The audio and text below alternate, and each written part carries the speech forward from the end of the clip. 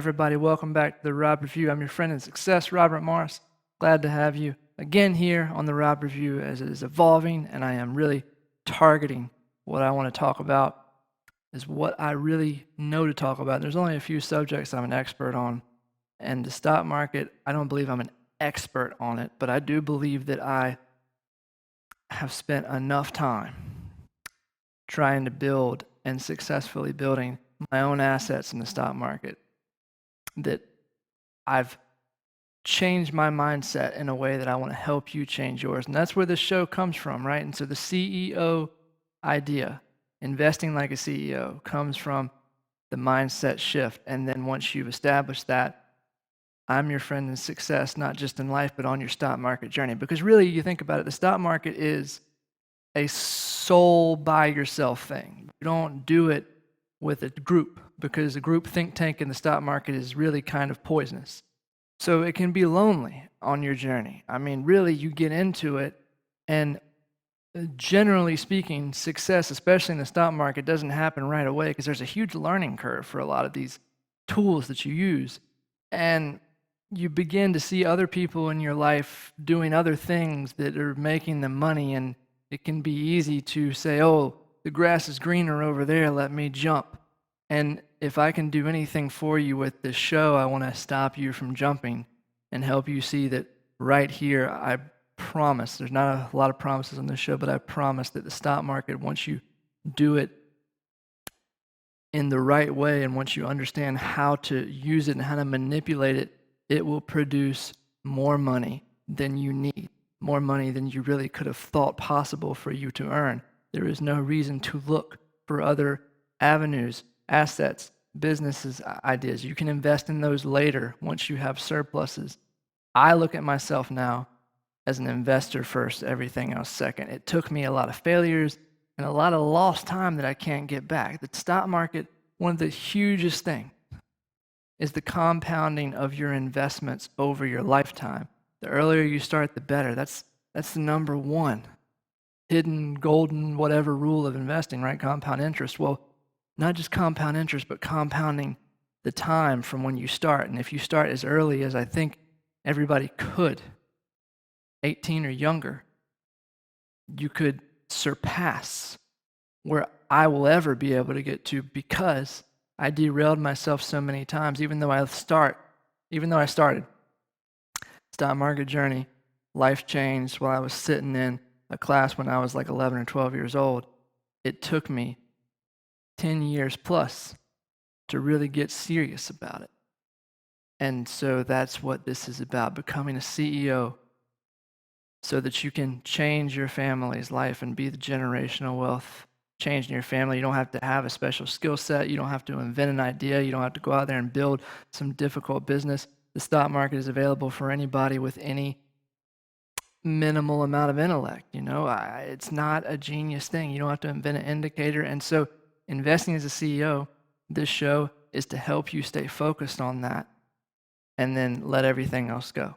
And know that although stock market is a buy yourself thing, you're not by yourself in the process of, oh man, I'm losing here. I've had a bad day here. I've had a bad week. I want to help motivate you more than just, give you ideas. Motivation is necessary because the stock market will beat the mess out of you, especially if you do it not just from long-term investing, but from short-term asset creation. It will kick you multiple times, and it wants to kick you and keep you down.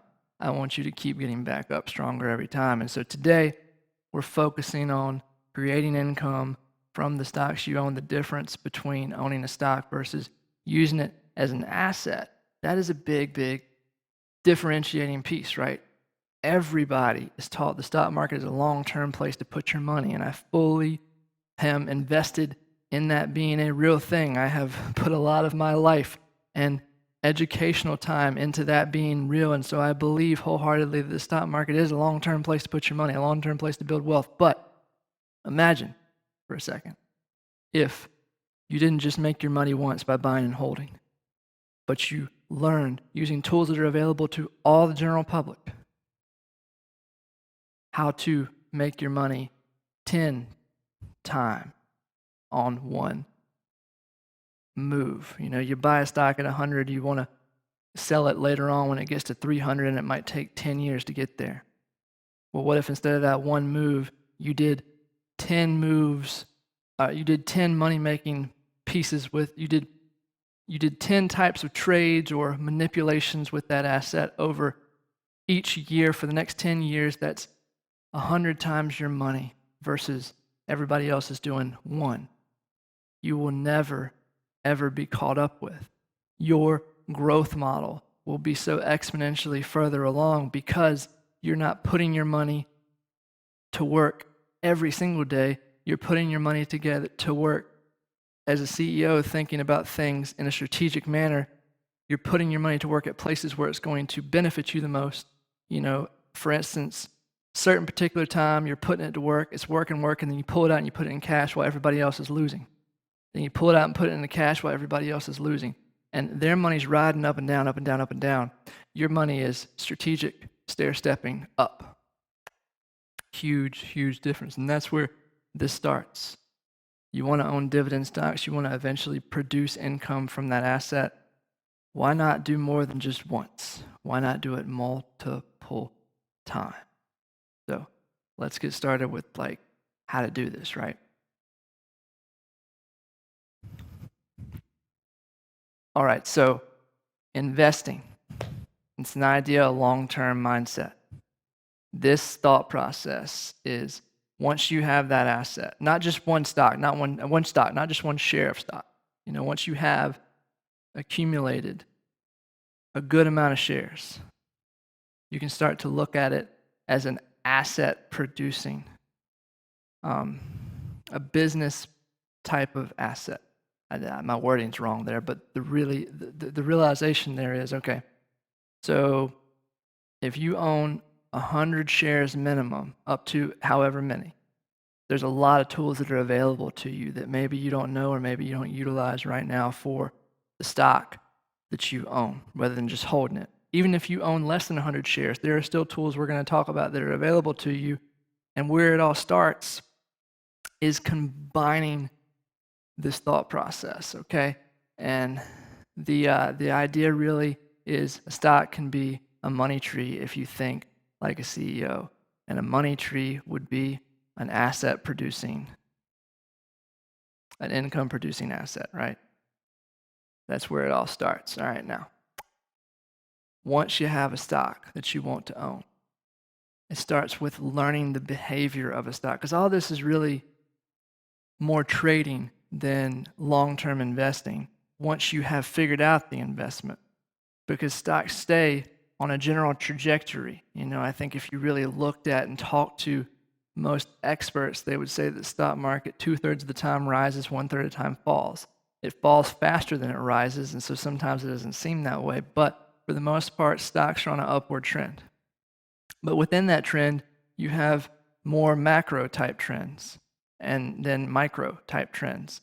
And so stocks are on a trend, both yearly, quarterly, monthly, weekly, and then the market as well is on a trend. So I believe in, and I have been taught to believe in, looking at stocks as if they're individual companies that have individual behaviors and characteristics. That's where it's different. And the market itself is a place to start that foundation, using a particular way of thinking where the stock market doesn't move the same way month in, month out. And we talked about this a little bit before, but this is the beginnings of this. And now, so this is a chart of Cat Tractor, all right? And looking at Cat Tractor as an example of this kind of stuff, I'm really thinking about the study of Cat Tractor as a stock that has a characteristic move, all right? And so beginning with that thought process, I'm trying to look at this full screen. There we go. All right, so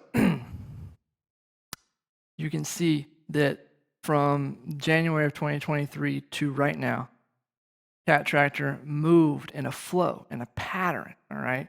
And a lot of that had to do with catalysts like earnings that moved it, okay?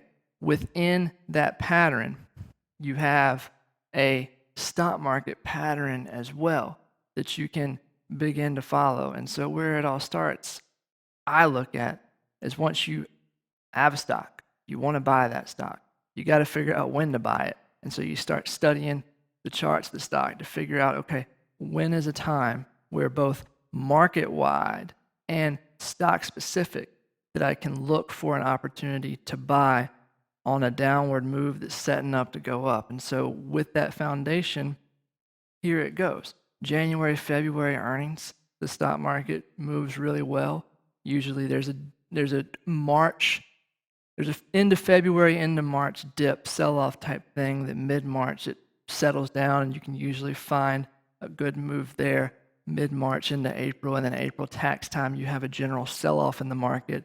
May, June can be a time of a real choppy market. It can begin a choppy market that lasts all summertime long into September, August, September, where you actually have a more downside bias in the market than normal.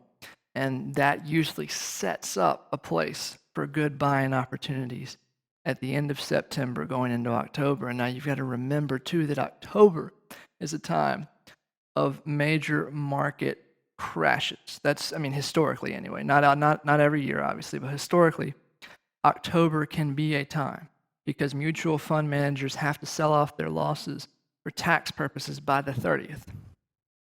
If they don't do that well, the downside pressure of them selling multiple shares, hundreds of millions of shares off, it can push the market down, and not just down as a sell-off, but into a crash. And so the market itself, if a crash doesn't occur in October, it kind of breathes a sigh of relief. And from end of October into November, you usually get a nice pop that lasts sometimes through December, depending on how Christmas time affects the market, how Thanksgiving affects the market. You can have kind of a happy joy type of Christmas time, everything's lovely effect on the market, or you can have pressure from Christmas that can lead into January that happens some years more than others. Now, that is the foundational basis, a really good brush over. You can go deeper in this, and I have calendars that go real deep into this, but just kind of brush over the idea and give you a nice foundation to set up. This is what I think about when I think about how the market's going to move. Market meaning like the big three, Dow, NASDAQ, S&P 500, and you can throw the Wilshire in there if you want to. Then you say, okay, something like a cat tractor, how does it move in accordance with that? And then you can see using charts that, okay, well, there's markets that the cat tractor doesn't care about. NASDAQ and cat tractor don't actually trade very well together, move very well together. So you find things that are relatable, all right? The cat tractor chart here shows that over 1 year, you can see the stock has a flow, a movement. This is using a 3-day chart, and the bigger charts that you have, the more you can see a flow over time. But let's just take, for instance, this chart. If you were looking at it, you would say that there's characteristically a lot of movement. You see that E down there means earnings. Characteristically, there's a lot of movement both before and after earnings in cat tractor. That gives you something to go on. That's a good basis, okay? And so I'll give you some more education on that. Most stocks follow a pattern that is set within a larger trend.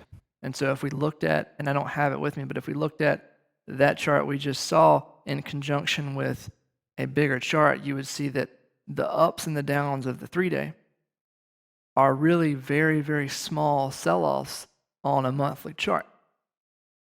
And you can set that up and say, okay, well, if we're going in an uptrend, then I'm going to look for my cat tractor to mostly go up the rest of the year. But every time there's a sell-off, I can protect it. And that's where we get into the idea of multiple ways to make money off that Cat Tractor stock.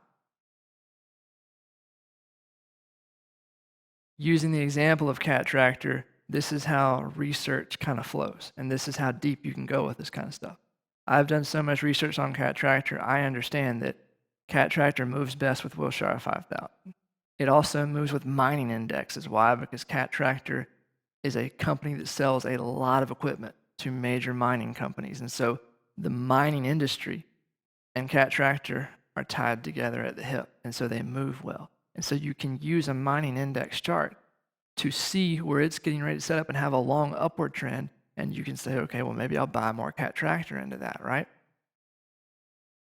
It's that knowledge that allows you to set yourself apart from everybody else. And when they're just holding Cat Tractor, and maybe it's being knocked hard, you're not just holding it, you're doing other things with it, and we'll talk about that in a minute. Cat Tractor moves well, really well, around July and August earnings. I did a trade last year really well around that time, and also around October, November earnings just this year. October into November, nice Cat Tractor trade.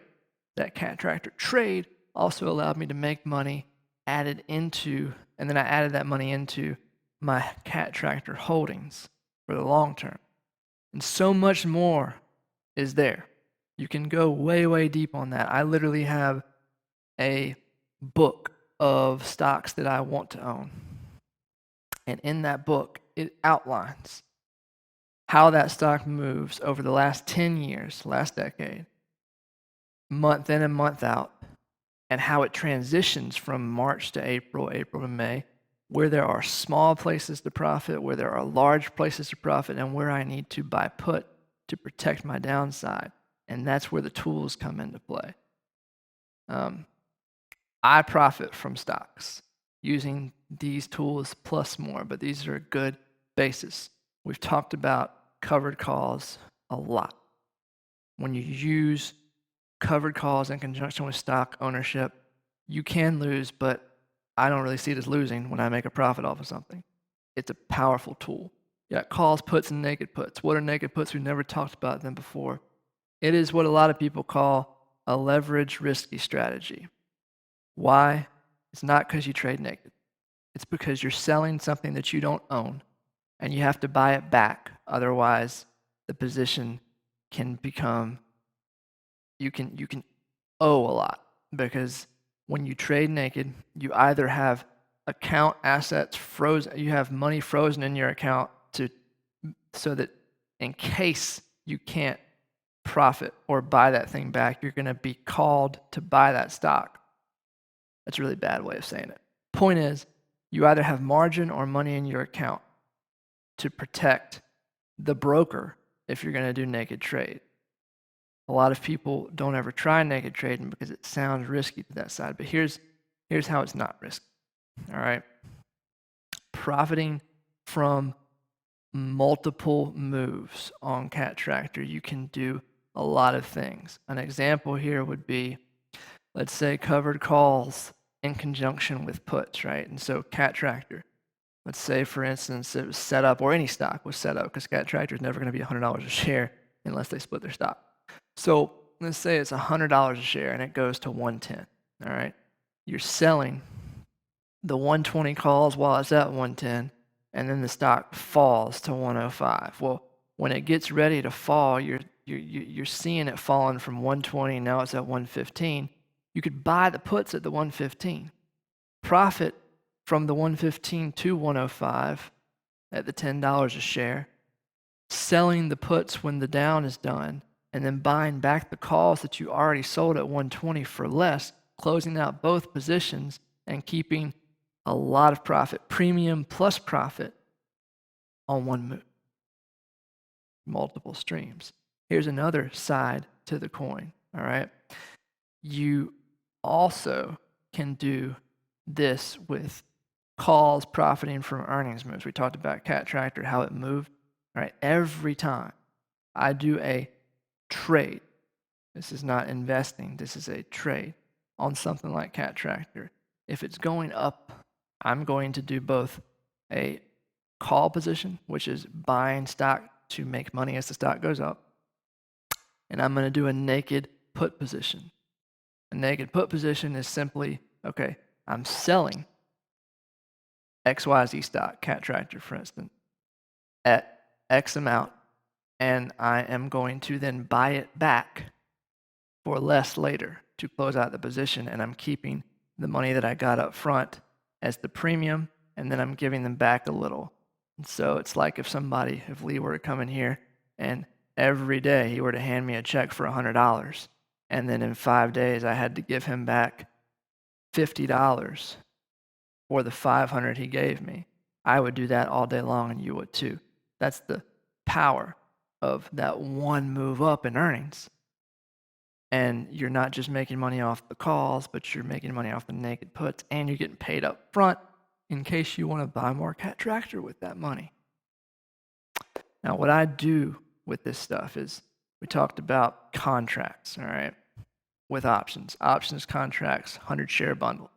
So however much Cat Tractor you own, you buy 2 times the number of the contract. Buy 2 times that number in the contracts. Go back. Buy 2 times the number of the contracts as you have shares. So if you have 50 shares all the way up to 99, you're going to buy at least 1 options contract if you have less than 100 shares. If you have 100 shares, you're going to buy 200 shares of options contracts. If you have 300, you're going to buy at least 400. And so it's not 2 times. But you could easily do, okay, 100, I'm going to buy, 400. And if I have 200, I'm going to buy 800. Or 400, sorry. That would be 2 times. The idea here is that if you do that, okay, you will most likely always offset or profit more than the move that you are. Okay, better example. So puts, right? What is the one thing that nobody in the market can stop? Is a stock going down. The market goes down. It always sells off 1/3 of the time, basically. When the market goes down and everybody's holding, they're losing. They're losing. They can't do anything about it. If they sell, they lose and they have to pay taxes. You, on the other hand, as a CEO, if the market is saying and the stock is saying, I'm going to go down for a while, why not buy a put at least 2 times? Or if you have 100 shares, you're going to buy 200 shares of the puts. Or if you have 300 shares of X stock, you're going to buy 4 contracts, 400 shares of the put. And that will allow you to protect yourself against the downside losses. A lot of times what happens is when the puts are sold off, you've actually made more money than you've lost in the stock when you make sure that you have more shares in the options than you have in the ownership of the stock, and therefore you have more money in your pocket than you lost in the share value. That's making money on the way down. And here's another way to make money on the way down. While that stock is going down and you own the puts, what if you also did the opposite of that, which would be sold naked calls? Because naked calls they lose profit when a stock goes down, right? Right. So if you're getting paid up front to sell the naked call, when the stock goes down, you're going to pay them back less than you made in the first place, and also sell the put. You get paid twice on the same move, stacking money to buy more Cat Tractor. Knowing what you're going to do later is buy into the rise after the down. Because at some point, as long as the company's not going out of business, you are going to buy more of that stock. This is how you stack the money. And now, we're going on to talk about Pepsi, for instance. Every tool does not work for every stock. An example would be Pepsi. As you can, I think I have a bigger chart of this on the next slide. Like it's a really blown up chart. Just go to the next one. Or it's not in. Okay, I guess it's not in there. All right, whatever. You can see right here where I've got 2 purple lines drawn on this chart because Pepsi itself is kind of just going up and hitting the ceiling, going down and hitting the floor, going up, and it's not really moving beyond that, right? So it doesn't have big moves one way or another, all right? The crazy thing about that is that a lot of people don't use that floor and ceiling understanding to profit from I'm buying, I'm selling, I'm letting it fall, and I'm buying and selling, letting it fall. That's what they call swing trading. Or if the options allow you to, if they move enough, you can buy, call, sell, put, buy, call, sell, put. But with Pepsi, because it's so flat, it literally for a whole year stayed within one price range. I think it was like 150 to 170 or something like that. Let's just say that was, for example. You would at the end of the year be very mad at yourself because you wouldn't have actualized any gains there. You'd be breaking even.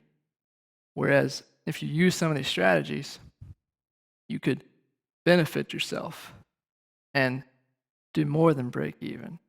But they don't work for every stock. So you got to do the research to see, the big difference between Cat Tractor's chart and Pepsi's chart is Cat moves up and down. Pepsi just kind of meandered. And so the options, because you got to have somebody out there making the market for the option for them to move, they might not move enough for you to profit from it. That's why you got to do the research. Otherwise, you might find yourself holding an option that isn't going anywhere. You bought calls at $1 and the stock moved up $10 and the option hasn't moved at all. That's a problem. And I found myself there. I don't want you to find yourself there. So that's really where this all comes down to, is that there's a lot of tools in your tool belt. And if you look at yourself, my dad was a contractor. I'm learning how to do some of that stuff now. I look at it like a contractor or a builder has multiple tools in his tool belt. And he doesn't approach breaking down, putting together a wall the same way he does putting shoe molding in with very fine finishing nail. You don't approach putting on shingles with a roofing hammer like you do just nailing a 2x4 with a regular hammer. You don't want to have a big screwdriver problem with your wrist when you could use an automatic screwdriver power, like a power drill kind of thing, right? Multiple tools. Once you know how to use them, you can say, okay, this tool is right for this tool is right for that. These tools will go well together. I'm going to use them. It's a planning thing. That's where the CEO comes into play. You're always planning. You're saying, I look at wanting to own more Cat Tractor by the end of the year, more Boeing, more Cummins. So I'm going to go do research, and I'm going to make sure that if it sets up, I know that based upon my research, I'm ready to profit. That's all the time I got for tonight, ladies and gentlemen. I'll see y'all on the next one.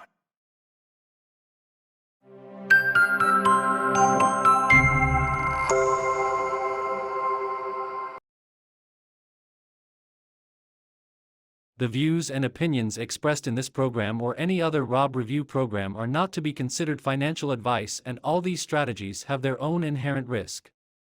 If you act on information given in this show, you are doing so at your own financial risk. Map. Productions does not take part in your positive or negative financial results.